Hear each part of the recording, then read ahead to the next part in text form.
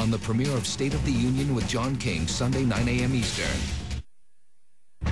You've been watching and listening to Barack Obama talk to our John King about the economy and other issues you care about. In the next part of this exclusive interview, he speaks about things a little bit more personal. Let's spend a few minutes as we close on your personal transition. Yeah. Your family has come to Washington. Your two beautiful daughters have left some friends behind, and they're making new friends in a new school. I have a 12-year-old daughter. Yeah. She sees their pictures in those magazines that we should probably both keep away from our daughters on occasion. Yeah. And she says, you know, Daddy, do they have new friends? Yeah. And what sports do they like? Where do you draw the line? There are pictures of them even around this plant. Some people have pictures of your family on their machine stations. Where do you draw the line when it comes to my business and your daughters and your family? My hope is that the press is going to be respectful of the fact that growing up is hard enough without doing it in a fishbowl. It would be naive of me or Michelle to expect that people take no interest in the girls, but I think the press has a lot of control over this. We've asked them not to follow them around, not to take pictures of them when they're not, you know, with their parents doing something that is a public event. And I hope that folks are respectful of that, precisely because, folks in the press are parents as well, and they know, the struggles. And even if you're not a parent, you remember what it was like being a teenager, that can be a painful process as well. I've spent some time since the election with a young boy named Melvin Thomas. He's 14 years old, lives just outside of Baltimore, African-American. Says if I visited him a year and a half ago and said, who's your hero, he would have said, without blinking, Michael Jordan. If I ask him today, he says Barack Obama. Well. And he says Barack Obama's going to change the country. He thinks you're going to create more jobs, and he thinks you're going to help stop people from hating black people. Well. What's the burden you feel there and the responsibility to kids like Melvin Thomas? Well, first of all, I hope that part of what my election communicates to Melvin is he can shoot for the stars. He can go as far as his work ethic and his imagination takes him. And what I also hope is that not only me, but all of us take responsibility for the millions of Melvins out there. There's so many young people with so much talent. What specifically do you need to do? Well, I think that part of what we have to do is make sure that our school system works. Part of it is all of us as parents taking responsibility, because government can't do it all. And what Melvin's going to benefit from, hopefully, is some good policies from my White House, but I also hope he's going to benefit from parents who instill in him a thirst for learning, that he has a community that is supportive of the idea that there's nothing wrong with black boys or any American child hitting the books before they worry about whether they're popular or whether they're worrying about their sports. I think that the idea that each and every one of us has responsibilities to the next generation is one of the things that I want to communicate both on Inauguration Day and throughout my presidency. We're short on time, so a couple more quick ones. You took your family to the Lincoln Memorial. Yeah. What did you talk about walking around and looking at the president and reading those walls? Now, this is a good story. I love the Lincoln Memorial at night. It always inspires me. So I take Michelle and the girls. We're looking at the Gettysburg Address, and Michelle's describing what Lincoln's words mean. The fact that these soldiers died on this battlefield means that any words that Lincoln could have said or any of us could have said would ring hollow. They've already consecrated this ground, and what we have to do is to honor them by working for more justice, more equality here in America. At which point Malia turns to me and she says, yeah, how are we doing on that, Mr. President-elect? Accountability in the House, that's Absolutely. a good thing. And then we go and look at the Lincoln's second inaugural, which is on the other wall. And Sasha looks up and she says, boy, that's a long speech. Do you have to give one of those? I said, actually, that one's pretty short. Mine may even be a little longer. At which point then Malia turns to me and says, first African-American president, better be good.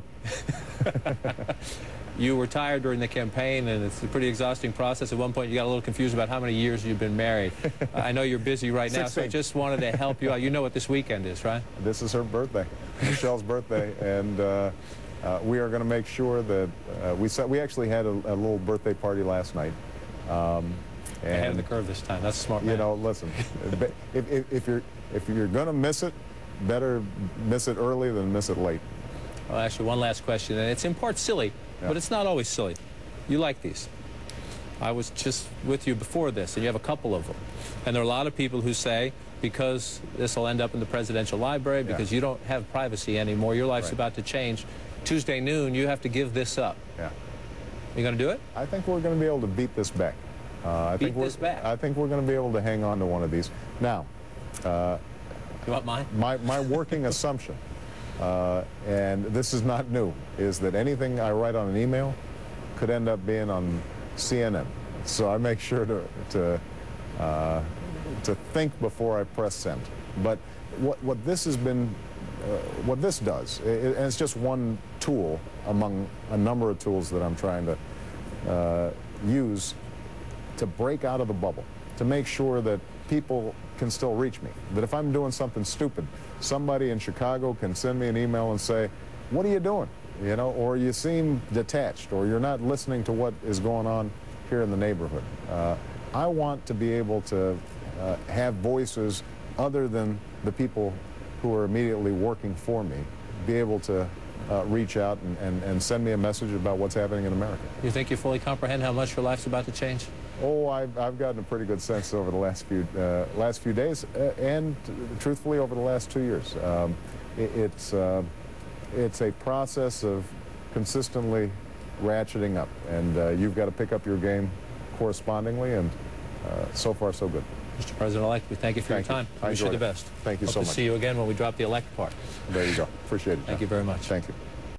All right, so there it is, President-elect Barack Obama in that exclusive interview with our chief national correspondent, John King. He's the host of CNN's new Sunday morning show, State of the Union. John is joining us now from Cleveland. You know, it's amazing, John, and I'm sure you get this impression, how cool he is, given the enormity of the history of what's unfolding.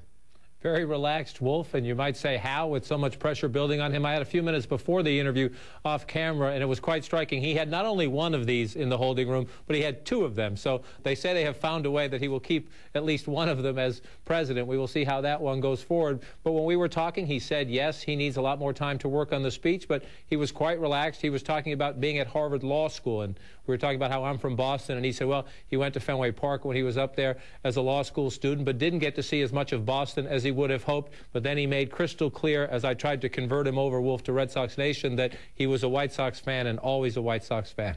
Can we make him a Washington Nationals fan? You think he's going to be spending at least 4 years in Washington, maybe 8? I asked him if he expected to throw out the first pitch anywhere in this conversation beforehand, and he was recalling a moment when he did throw out the first pitch when the White Sox a couple of years back were in the playoffs, and he talked about how he just wanted to make sure that he got it over the plate and that he didn't bounce it into home plate. Again, it was a very, very funny story as he told it. I suspect the new president will be in demand at ballparks all around the country. He's a big sports fan, more of a basketball guy, but still, as he said, a big White Sox fan. I suspect we'll see him out at the Nationals games. I don't think we're going to convert him, Wolf. Yeah, well, we'll see. We'll work on it, you and me. Let's talk a little bit about behind the scenes. You know, he comes across, as I said, very cool, very relaxed, but behind the scenes, do you get a sense he's a little jittery, a little anxious compared to how we've seen him over the past several months, even years? He does not let that out in public, even in the off-camera moments you get to share with him. He obviously is paying a great deal of attention to what goes on, but we watch some interaction with his staff, and sometimes that changes. I've been through a few transitions, and you see a candidate treated one way during a campaign, and then when that candidate becomes the president-elect, things get more formal, a little more uptight and disciplined. Barack Obama was very relaxed with his staff, the top aides he was with, and also quite striking. Well, if you heard him talk about the bubble, one of the reasons he wants to be able to email is so he doesn't get trapped in the bubble. When he was talking to the factory workers at this factory, he was also very relaxed and very friendly and casual with them, and he makes a point to get up and reach out and touch them. It's the challenge for any president. We worked together in the Clinton White House. We saw, especially at difficult times, how a president can sometimes lose touch with everyday Americans. It is clearly important to him, and it will be interesting to watch as we go forward. Number one, with the security concerns. Number two, with the privacy concerns. And then with his very busy agenda, how much he can actually have conversations with everyday Americans. He was enjoying himself at this factory today, and the workers, of course, liked it very much. But hard to be so casual when you're the President of the United States, and that, of course, is noon on Tuesday. Of course, we'll be watching every step of the way. Absolutely. John King in Cleveland, in Ohio, getting ready to come back to Washington. He's going to be working hard all this weekend over the next several days. You can see John's entire interview with the president-elect this weekend during the premiere of his brand new show here on CNN. John King hosts State of the Union. It premieres this Sunday, 9 a.m. to 1 p.m. Eastern, and every Sunday after that.